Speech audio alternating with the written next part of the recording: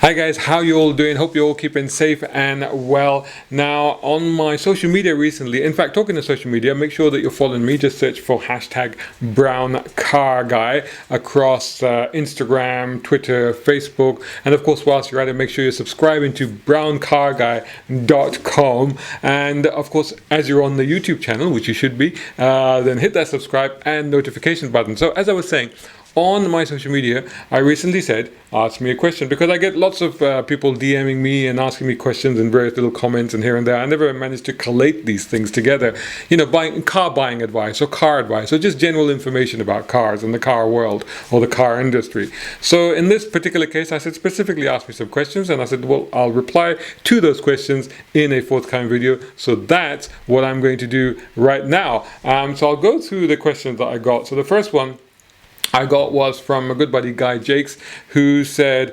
Porsche Macan with air suspension, does it have low access mode like a lot of these SUVs with air suspension do? I know the ride height is adjustable, but my 75-year-old stepfather is thinking of buying one. So it's about whether or not it's easy to get in and out of. So actually, yes, the Macan does come with air suspension, and the range is between 10 to 15 compared to a normal Macan with the air suspension. It's already lower by I think 10 to 15, depending on whether you get the S or the GTS. You have to check the spec with Porsche, but already it's lower once you get the air suspension, and that's because they've got 3 ride heights and they've got the terrain level. Now in the terrain level, the car, once you hit that button, the car will actually go up by 40 millimeters above its normal position.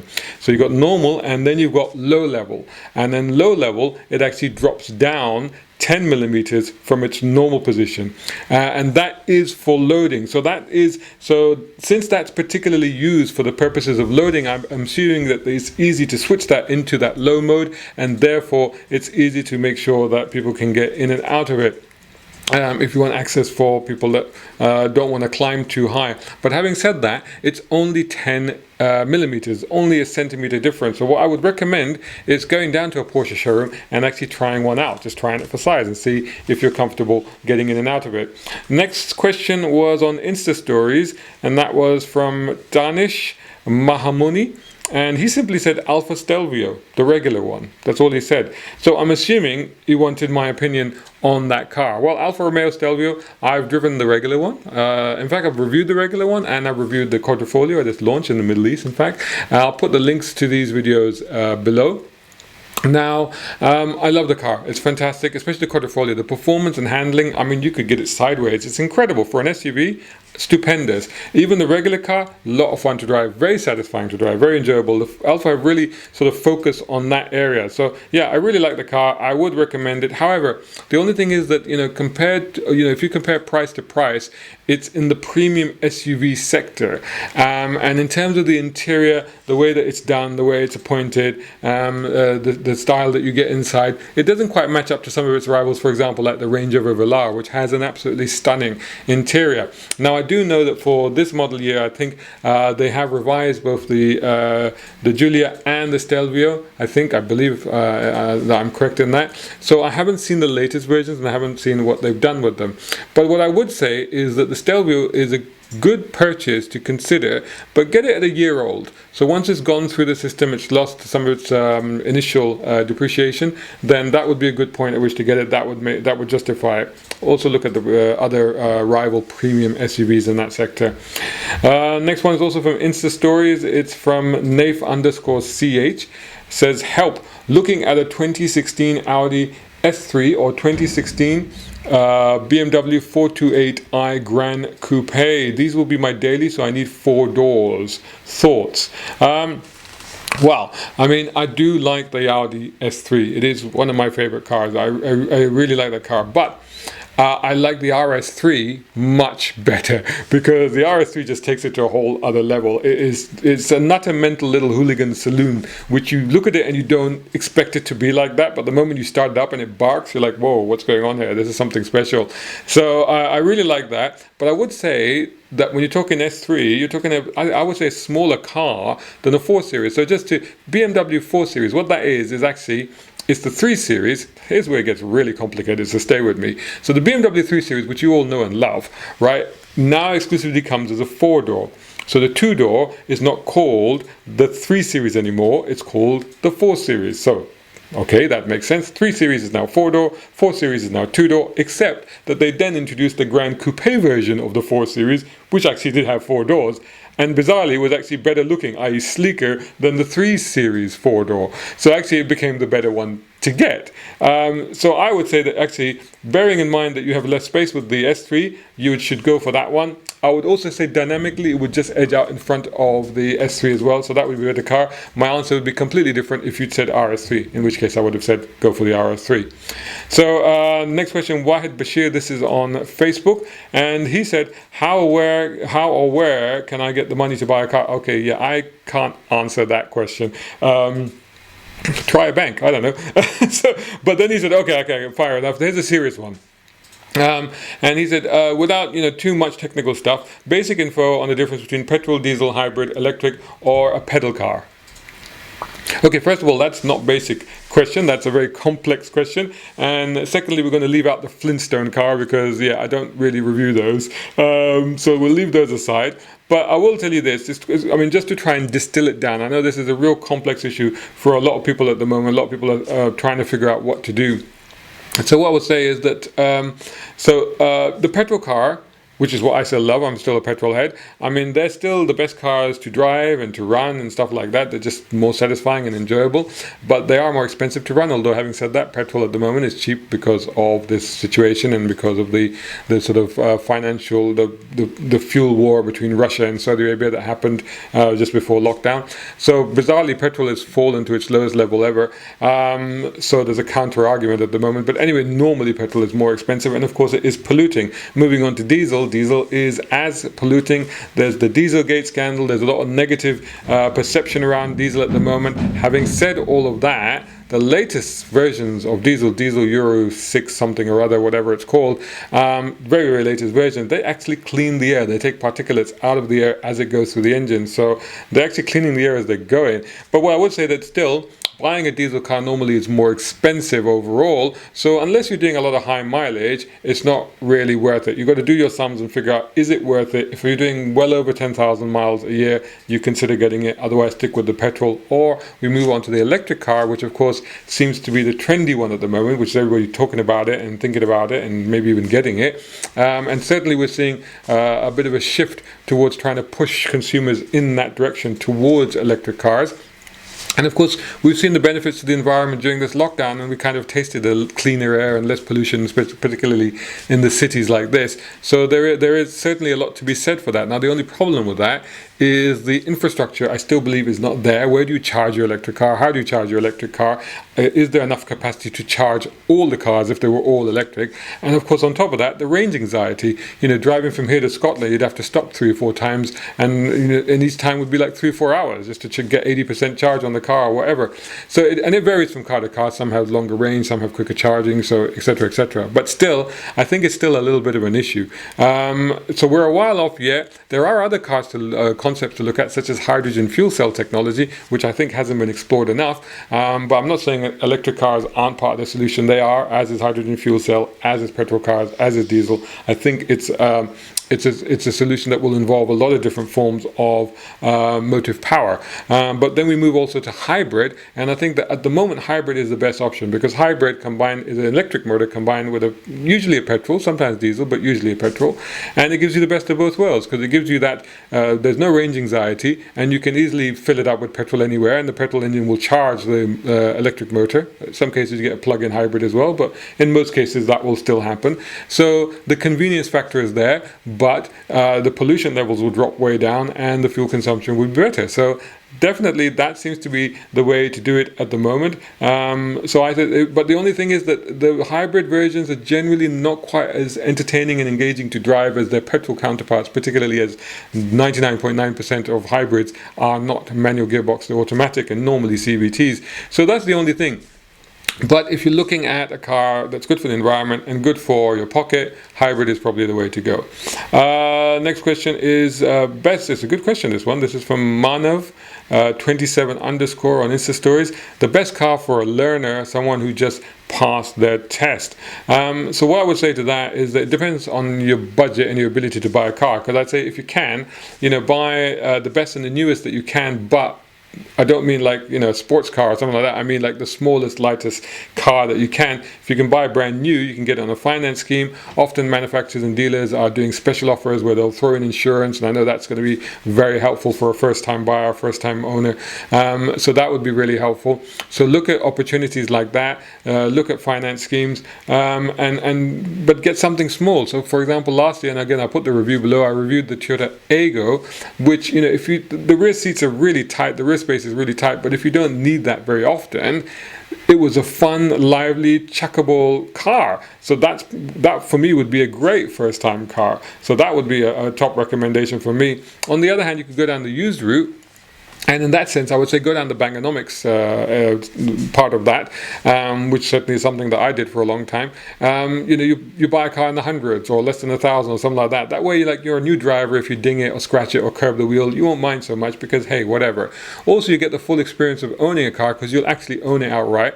It'll be your car, and there'll be little things that you'll have to fix and figure out. You'll have to deal with mechanics. So you'll really learn. It'll be jumping into the deep end, and you'll really get to learn about it. If you're mechanically minded, even better because you can do the work yourself. Even if not, you'll still get to learn a lot about cars and car ownership by going down that route. And again, buying these smaller, cheaper, lighter cars is just really understanding the experience of driving a car in terms of its dynamics, because you haven't got a lot of power, you can push them harder, you can enjoy them, you get more feel for the car, you get more experience, and it will build up your skill set for the future. So definitely that would be the way to go. Okay, so moving on to Nick England, buddy of mine, he's a photographer. This is on Facebook. He asked this question, and he said 1997-ish BMW 530 or 728 as a daily driver these days. Okay, so both of those cars are awesome. I love both of those cars. Those cars from the 90s. I mean, that 7 Series, that's the one that Pierce Brosnan drove, and I think Tomorrow Never Dies, the Bond movie, the one where he drove it with the phone in the back seat. And that is the sleekest, that is my favorite 7 Series, because it's the sleekest, smoothest looking of all of them. And the same goes for the 5 Series. That is probably my favorite 5 Series as well. In fact, I would have either of those cars, and I did the 5 Series. In fact, I bought one quite a few years back. I bought a 535 off eBay, and almost straight away I had quite an expensive problem with the engine, and then shortly afterwards I realized that I would have to change probably the rear tires, being a rear drive car and being really fun to drive. Both of those cars, particularly the 5 Series, really dynamic, and then I came up against the problem that they weren't normal tires. They for some reason had metric measurements on them, which made them incredibly complex and difficult to find, in fact expensive. And then I realized that over the longer term it would work out cheaper to actually just change all the wheels and all the tires. And it's like, oh my god, this is proving to be way too complex and expensive. I put it back on eBay and got rid of it, of course mentioning the problems that were with the car. But this is the thing, you see, those cars, as good as they are, as fantastic as they are, that was a time when BMW were getting quite clever and quite complex with their technology. So they're not easy cars to live with, and the running costs are going to be high. So if you can buy them with the understanding that you want to run them daily, but they will cost you money, then fine. But if you want something a little bit more convenient, then you're probably better off looking at something more modern and up to date, which may not be as exciting, cool, or as eccentric as those cars, but it'll get you around A to B without you constantly having to call the AA or put your hand in your pocket for more bits and pieces for it. So that would be my recommendation. I would also say look at the Jaguar XJ of around the same vintage, and the Rover 75 from the late 90s, particularly the MG ZT version. Not that they're going to be any less trouble, but I think being here in the UK, what it means is that there's more specialists, people looking after those cars, there's more knowledge about them, parts should be easier to get, and people that know how to fix them should be easy to find. So that's what I would recommend. Moving now to another question on Insta stories. This is from X4M_competition, and the question was, should I just jump in and buy my new car now? So being that was his handle, X4M_competition, I thought maybe this guy is after a BMW, so I thought I'd just ask. Turned out he wanted an Abarth 595. Great little car, reviewed it last year. I'll put the link again below. And so my answer to that was, well, yeah, that's a proper little pocket rocket. It's a bit hardcore. The ride is really, really hard on that thing. And if you're tall, those Recaro bucket seats are very, very tight indeed, but also they take up a lot of room in the car and you're not left with much of it. So you need to make sure, first of all, that you're not tall and you don't mind that the ride is really harsh. And if that's the case, then fine, you should get that car. If not, check out the latest review that I put up recently, the Ford Fiesta ST. Actually, I put a written review up, the video I did a while back. It's on this channel, but I'll put a link below. Now that car answers both those questions. It's very comfortable and it's very spacious, it's very practical, but it's a riot. It's a great lot of fun. Having said that, the 595 has got a lot of character. It's an adorable, huggable little car, and it's a lot of fun. It's definitely an eccentric car, and I do like them. I really do. Now, the thing about that car is that the 500 now, so now I'm going to get into speculative area. I'm speculating now. The 500 is being replaced. There's a new one coming next year and it's only going to be electric. Now the 595, the Abarth versions were all petrol. 200 horsepower. So the thought that maybe the prices are going to drop on there, well, I think it's going to go the other way, because I think, you know, unless the dealers are flooded with stock at the moment that they need to shift to make space for the new 500, maybe they might be willing to do a deal. But I think more likely is that they'll realize that, well, you know, these are the last of their kind. These are the last of their line types of those cars. We don't know what the next type of Abarth might be. It might be a pure electric car. So I would say the price, I don't see the prices, I don't see them willing to do a deal significantly unless you go in right now, straight after this lockdown, where dealers are desperate and they will welcome you with open arms and be ready to sit down and do a deal. That's why I say if you want to get one now, strike while the iron is hot and do it. Don't wait, because I think now is the time to get those. And once you've got it, keep it, because I think that might be an investment. I think they might go up in value. Same goes with the used market. I think, you know, you start watching those prices carefully, because they might start to creep back up, because we don't know if we're going to get cars like that again. So that's the answer to that one. Next question, which is the final question, is from Reza Adil, a good friend of mine. This question was on Facebook, and I've got to take an issue with him, because he said, I always found Japanese cars to be a bit tinny. What is there out there that proves me wrong? I mean, come on, dude, this is such a bias preconception about these cars. They're not tinny. You know, back in the day, in the 70s, you could have maybe said that. And also you've got to look at the type of car, you know. The lower end, cheaper car, they cut the cost, the cheaper to build cars, of course, you're gonna feel that a little bit. The metal wasn't great, as we know, because a lot of the cars from the 70s and 80s have corroded away. But having said that, a Toyota Cressida, I mean, I grew up in Saudi Arabia, Toyota Cressidas were the car. And, you know, even in the 80s, they felt solid. I mean, really, really tight, well-damped, solid cars. And then, of course, you talk of Toyota, talk of Lexus. I mean, they came out with the LS in the early 90s, which was pretty much Mercedes quality. It was that good. And on the other end of the spectrum, and even today, any Lexus is absolutely solid. Most of them are great. At the other end of the spectrum, look at the Honda Civic Type R. I've been ranting and raving about that car all of last year and most of the early part of this year, because every time I drove one, to me it felt like it had been carved out of one piece of granite. That's how tight and solid that car felt. It's unbelievable. I don't think I've driven a hot hatch that had no flex in it like that car did. It was incredible. So yeah, I don't think that's a fair accusation to throw at Japanese cars right now. I think even the Koreans are making really solid cars. So I think try one out now, you know, particularly a premium end, a better built one. Then I think you'll be surprised. Have a go at that.